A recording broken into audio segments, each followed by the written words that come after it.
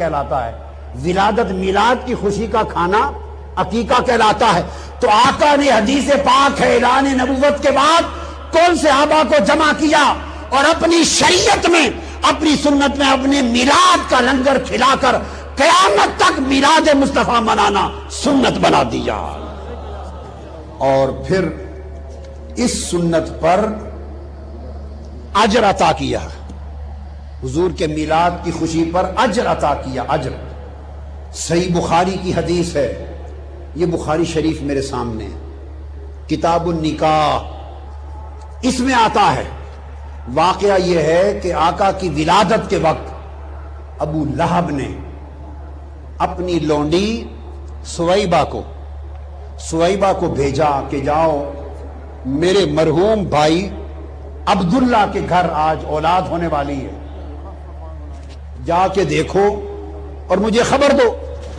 آقا علیہ السلام کی ولادت ہوئی، سویبہ نے حضور کو ہاتھوں پہ لیا صلی اللہ علیہ وسلم، دوڑی دوڑی آئی اور آ کر ابو لہب کو خوشخبری دی، ابو لہب کو، اور کہا ابو لہب مبارک ہو، اللہ نے تمہارے مرحوم بھائی کے گھر بیٹا محمد پیدا فرما دیا ہے۔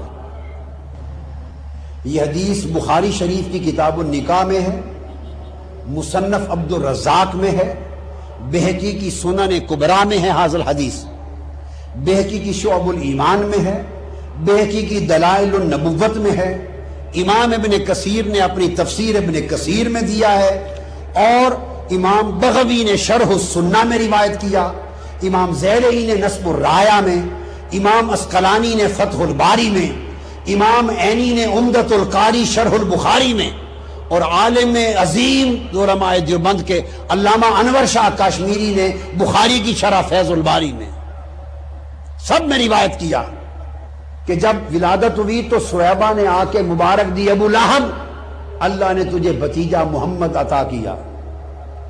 ابو لہب نے اپنی ان 2 انگلیوں کے اشارے سے اس کو کہا سویبہ میرے بھتیجے محمد کی ولادت، میرے بھتیجے محمد کے میلاد کی خوشی میں جا تمہیں آزاد کیا۔ سویبہ آزاد ہو گئی۔ پھر ابو لہب وہ شخص تھا جس کی مذمت میں قرآن اترا، تبت یدا ابی لہب وتب، بدبختی میں رہا، مر گیا حالت کفر میں۔ مرنے کے 1 سال بعد حضور کے چچا اور اپنے بھائی حضرت عباس بن عبد المطلب کو خواب میں ملا، 1 سال بعد۔ یہ کل کتب حدیث میں امام اسقلانی اور امام ابن کثیر نے سب کو جمع کر دیا، تمام حدیث کو۔ سال بعد اپنے بھائی حضرت عباس کو ملا، حضرت عباس نے پوچھا بتاؤ بھائی ابو لہب کفر پہ مرے کیا حال ہے؟ اس نے کہا بڑی بری حالت ہے، برا حال ہے، برا حال ہے، اوپر دوزخ کی آگ، نیچے آگ، آگے پیچھے دائیں بائیں دوزخ کی آگ میں جلتا رہتا ہوں۔ الا ان العذاب يخفف عني كل يوم اثنين فقال ذلك ان النبي صلى الله عليه وسلم ولد يوم الاثنين وكانت سويبة بشرت ابا لہب بمولده فاتقها۔ ابو لہب نے کہا کہ پورا سال ہر دن دوزخ کے عذاب میں جلتا ہوں، مگر ہر ہفتے میں جب پیر کا دن آتا ہے اس دن دوزخ کا عذاب مجھ کافر پر بھی، کافر پر دوزخ کا عذاب کم کر دیا جاتا ہے، تخفیف العذاب ہو جاتا ہے، اور میری اس انگلیوں سے ٹھنڈا پانی نکلتا ہے، آگ کا عذاب کم ہو جاتا ہے اور ٹھنڈا پانی نکلتا ہے، کچھ راحت آتی ہے، اور دوزخ کی پیاس اس ٹھنڈے پانی سے بجھاتا ہوں جو 2 ان انگلیوں سے نکلتا ہے۔ اور کیوں؟ اس نے کہا وجہ یہ ہے کہ پیر کے دن ولادت مصطفیٰ ہوئی تھی، اور جب سویبہ نے آ کر مجھے میلاد مصطفیٰ کی خوشخبری سنائی تو میں نے اس خوشی میں اس کو آزاد کیا تھا۔ کافر ہو کر حضور کے میلاد کی خوشی کا عمل آج بھی میرے لیے عذاب کی کمی کا باعث بنتا اور ٹھنڈے پانی کا چشمہ پلاتا رہتا ہے۔ اب آپ دیکھیے کافروں کا کوئی عذاب، کافر کا کوئی عمل آخرت میں اجر کا باعث نہیں ہوتا. اعمال الکفرۃ ھباء منثورا، کافر کے عمل کو آخرت میں اجر نہیں ملتا.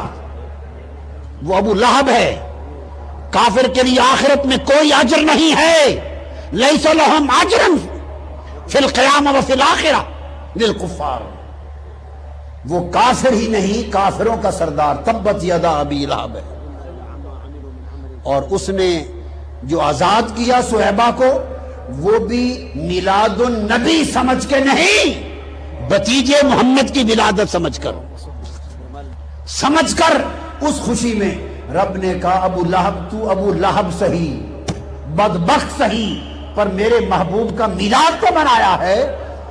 کسی کافر کو کسی عمل کا اجر نہیں دوں گا، مگر کافر مصطفیٰ کا میلاد منائے تو اس کا اجر برقرار رہے گا. امام نووی فرماتے ہیں، جن کی کتاب ریاض الصالحین سعودی عرب کی ہر مسجد میں اور کل عرب کی ہر مسجد میں پڑھی جاتی ہے، امام نووی. اور اسی طرح بغوی شرح سنہ میں امام بغوی وہ فرماتے ہیں، امام بغوی ھذا خاص بہ اکراما لہ، یہ خاص حضور کے اکرام میں ہے. ہر کافر کا ہر اجر برباد ہے، مگر کافر ہو اور میلاد مصطفیٰ کا عمل ہو وہ برباد نہیں.